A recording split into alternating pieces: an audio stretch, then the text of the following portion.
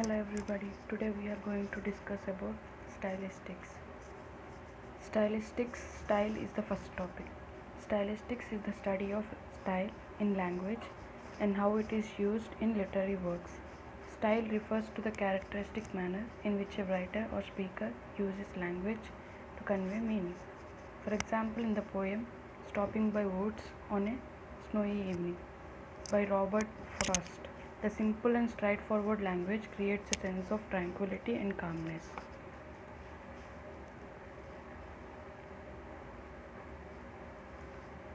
The second topic is individual style.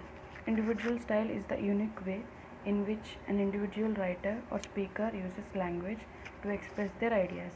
It reflects their personality, background, and experiences.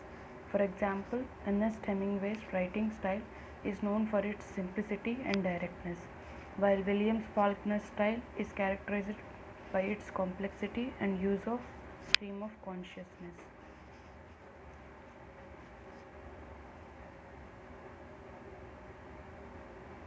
Period style. Period style refers to the characteristic style of a particular historical period or literary movement. It reflects the social, political, and cultural context in which the literature was written. For example, the Romantic period is known for its focus on emotion, individualism, and the natural world, as seen in the poetry of William Wordsworth and Samuel Taylor Coleridge.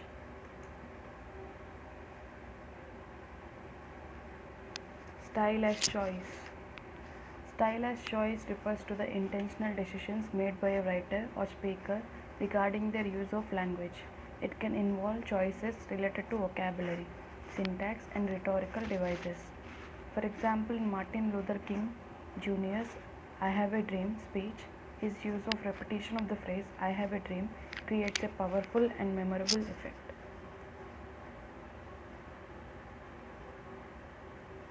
Style as deviation. Style as deviation involves the intentional departure from the norms and conventions of language in order to create a particular effect or convey a specific meaning. For example, James Joyce's use of stream of consciousness in his novel Ulysses departs from traditional narrative structure but creates a unique and immersive reading experience.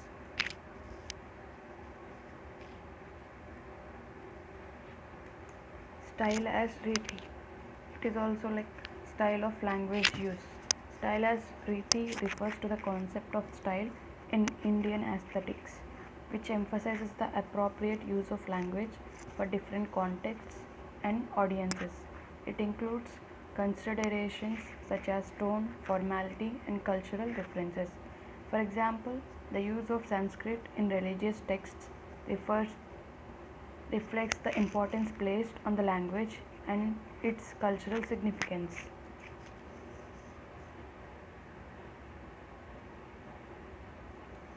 Style as Alankara.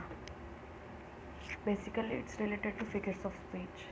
Style as Alankara refers to the use of rhetorical devices such as metaphor, simile, and personification to create figurative meaning and add aesthetic value to a literary work. For example, the use of extended metaphor in John Donne's A Valediction Forbidding Morning compares the relationship between two lovers to the movement of celestial bodies. Style as Vyanjana, Pakroti. Style as Vyanjana involves the use of indirect or oblique language to create a deeper meaning or convey multiple layers of meaning. For example, the use of irony in Jane Austen's Pride and Prejudice creates a critique of social conventions and exposes the hypocrisy of certain characters. Foregrounding. Foregrounding is a stylistic device that draws attention to a particular feature of a text by placing it in a prominent position.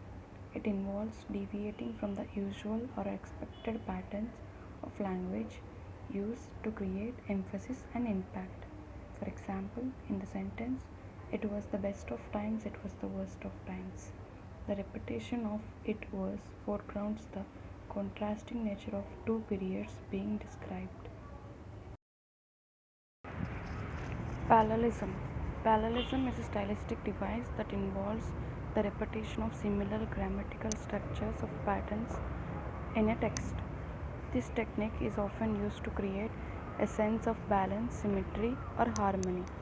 For example, the sentence, "She walked to the store, she bought some bread, and she returned home," uses parallel structure to convey sense of order and organization.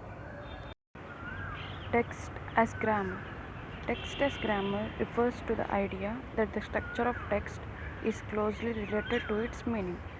It involves analyzing how elements such as sentence structure, word choice, and punctuation contribute to the overall effect of a text. For example, a text with short, choppy sentences may create a sense of urgency or tension, while a text with long, flowing sentences may create a more relaxed or contemplative mood. Structure and texture.